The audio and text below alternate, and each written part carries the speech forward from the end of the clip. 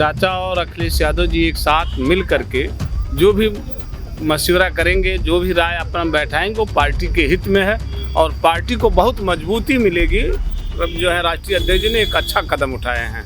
किसान की सबसे बड़ी दिक्कत है जो उनका इंटरेस्ट रेट, जो उनका ब्याज रेट जो है माफ़ करने की बात कर रही है सरकार, वो सिर्फ पेपर पे, ऑन पेपर पे, वर्चुअली कोई चीज़ नहीं है कि जो डायरेक्टली दिखे।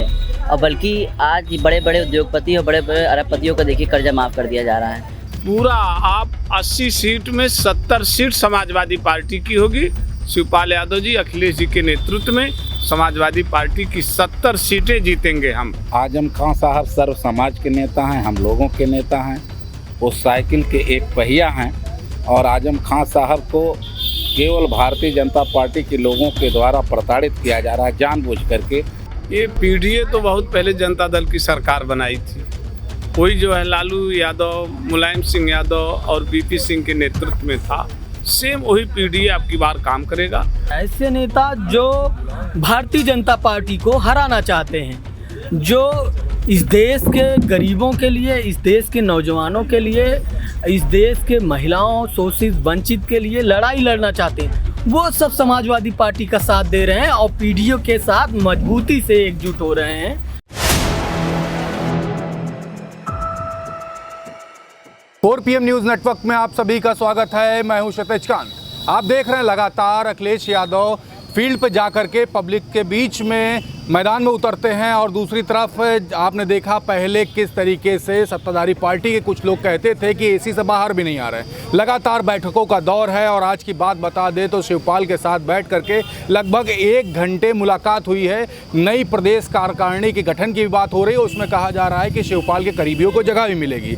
जिस समय बैठक चल रही थी उसी दौरान नरेश उत्तम पटेल एक प्रेस कॉन्फ्रेंस करते, उसमें तमाम सारी बातें होती, जिसमें मुख्य जो बात हुई थी वो आजम खान के बारे में लेकर के होती है कि उनकी वाइस सिक्योरिटी तक ले ली गई है और उनको भारतीय जनता पार्टी यानी मुख्य जो इस समय जो मौजूदा सरकार है उसके तमाम लोग परेशान कर रहे हैं। हमारे साथ इस समय तमाम लोग हैं, हम बात करेंगे और जानेंगे किस तरीके का ये जो पूरा जो माहौल जो क्रिएट हो रहा है इस पर क्या कुछ कहेंगे। 24 में चुनाव भी है।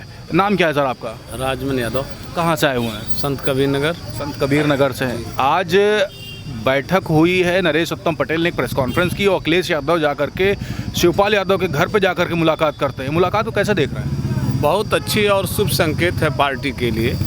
चाचा और अखिलेश यादव जी एक साथ मिल करके जो भी मशवरा करेंगे, जो भी राय अपना बैठाएंगे वो पार्टी के हित में है और पार्टी को बहुत मजबूती मिलेगी। जो है राष्ट्रीय अध्यक्ष जी ने एक अच्छा कदम उठाए हैं। ये पार्टी के हित की बात है। अच्छा, शिवपाल और अखिलेश एक साथ अगर मैदान में अगर उतर आते हैं तो उत्तर प्रदेश में किस तरीके का माहौल आप लोग देख रहे हैं?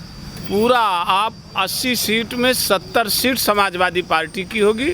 शिवपाल यादव जी, अखिलेश जी के नेतृत्व में समाजवादी पार्टी की 70 सीटें जीतेंगे हम। लेकिन 70 सीटों की बात कर रहे हैं, कयास ये लगाया जा रहा है, आप ही के समाजवादी पार्टी के तमाम बड़े विधायक कहते हैं 45 से 50 सीटों पर लड़ने जा रही है। ऐसा कुछ नहीं है। जो हमारे समझौते की होगी वो भी सीटें तो हमारे ही पार्टी के हित की होगी, वही प्रत्याशी भी तो हमारे ही लोग होंगे।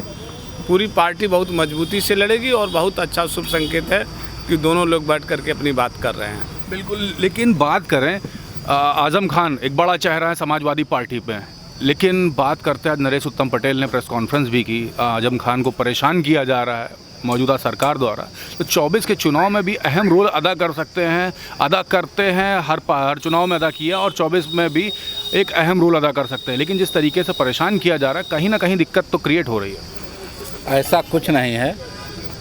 आजम खान साहब सर्व समाज के नेता हैं, हम लोगों के नेता हैं।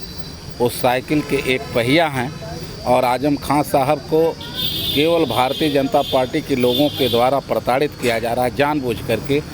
केवल भाजपा के लोगों को हिंदू मुस्लिम मंदिर मस्जिद और ये सब नफरतें फैला करके और ये दिखावा करके पब्लिक में कि हम जो है एक जात विशेष के लोगों को प्रताड़ित कर रहे हैं, ये दिखावा करें। इसका जनता में बहुत गलत प्रभाव है। भारतीय जनता पार्टी के प्रति सारे लोग इकट्ठा हैं, समाजवादी पार्टी के साथ सारे लोग खड़े हैं, हिंदू मुस्लिम सारे लोग खड़े हैं और 2024 में आपको देखने को मिलेगा कि आजम खान साहब की हमारे नेता श्री अखिलेश यादव जी के साथ क्या अहमियत है और क्या ताकत है।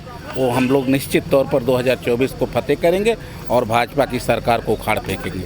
कहाँ से आए हुए हैं? हम संत कबीर नगर से आए। संत कबीर नगर में अगर माहौल अगर माने तो वहाँ पे ज़मीनी स्तर पे किन मुद्दों पर इस बार वोटिंग होने वाली है 24 के चुनाव में, और क्या माहौल है वहाँ पे, क्या बातें करते हैं लोग, किस मुद्दे पे वोटिंग होने की? आप देख रहे हैं वर्तमान में भारतीय जनता पार्टी के शासनकाल में टमाटर का क्या मूल्य है, अनाज के क्या मूल्य, खाने पीने चीज़ें जो रोज़मर्रा की वस्तुएं जो आम पब्लिक को ज़रूरत है, उनकी महंगाई दर क्या है, वो कितनी महंगी मिल रही है, लोगों का पेट नहीं भर पा रहा है और लोग गरीबी से जूझ रहे हैं। ऐसे तमाम परिवार हैं जिनकी माली हालत हम लोग देख रहे हैं। केवल एक मुद्दा महंगाई, बेरोजगारी और इनका जो भी इनकी जुमलेबाजी है वही इनको अब खा जाएगी और बचने वाले नहीं हैं। जनता उखाड़ फेंकने के लिए बिल्कुल तैयार है, केवल जनता दिन गिन रही है भारतीय जनता पार्टी जाने का। लेकिन अखिलेश यादव बोलते हैं पीडीए बनाम एनडीए, पीडीए एनडीए पर भारी पड़ने वाली है। पीडीए का जो फॉर्मूला निकाला है क्या वो भारी वाकई में पड़ेगा या फ्लॉप होता दिखाई दे रहा है? अंदर का माहौल क्या है आप ही बताएं। ये पीडीए तो बहुत पहले जनता दल की सरकार बनाई थी, वही जो है लालू यादव, मुलायम सिंह यादव और बीपी सिंह के नेतृत्व में था। सेम वही पीडीए अब की बार काम करेगा और जो है पूरे देश में ये पीडीए की सरकार बनेगी। पीडीए की सरकार। आप तो युवा जी, इधर ही आ जाइए। फिर ये बताइए युवाओं के क्या मुख्य मुद्दे हैं? युवाओं के लिए जैसे युवा आज के समय में पढ़ाई कर रहा है, उसके बाद वो नौकरी चाहता है और इस देश और प्रदेश में नौकरी बिल्कुल शून्य हो गई है, नौकरी देना नहीं चाहते। भारतीय जनता पार्टी के नेता जो इनके यहाँ जो प्रोडक्शन हो रहा है वो झूठ का होता है और झूठ को लगातार ये लोग परोस रहे हैं। युवा भी झूठ को कब तक खाएंगे, आखिर युवा परेशान हैं और युवा को लेकर के भारतीय जनता पार्टी एकदम से बिल्कुल चिंतित नहीं है और उनको घर बेघर कर देना चाहती है, रोड पे ला देना चाहती है। ऐसे में समाजवादी पार्टी ऐसे युवाओं के साथ खड़ी है और उनके हक और अधिकार के लिए लगातार सड़क से लेकर सदन तक समाजवादी पार्टी संघर्ष कर रही है। अच्छा, बात करें अखिलेश यादव पीडीए का फॉर्मूला ले आते हैं और एक अभी बैठक भी हुई थी पटना में, बात हो रही है कि और भी बैठकें होंगी, लेकिन उसमें अगर बात करें केसीआर नहीं थे। देश की राजनीति की बात हो रही है, देश में एक माहौल राहुल गांधी का भी दिख रहा है, लेकिन उस समय राहुल गांधी के साथ अखिलेश यादव भी थे, अखिलेश यादव केसीआर से भी मिलने जा रहे हैं। तो ये जो महागठबंधन की जो बात हो रही है वो कितना इफेक्टिव होता दिखाई दे रहा है? देखिए, महागठबंधन किसी चीज़ की शुरुआत जो है स्टेप बाय स्टेप होती है।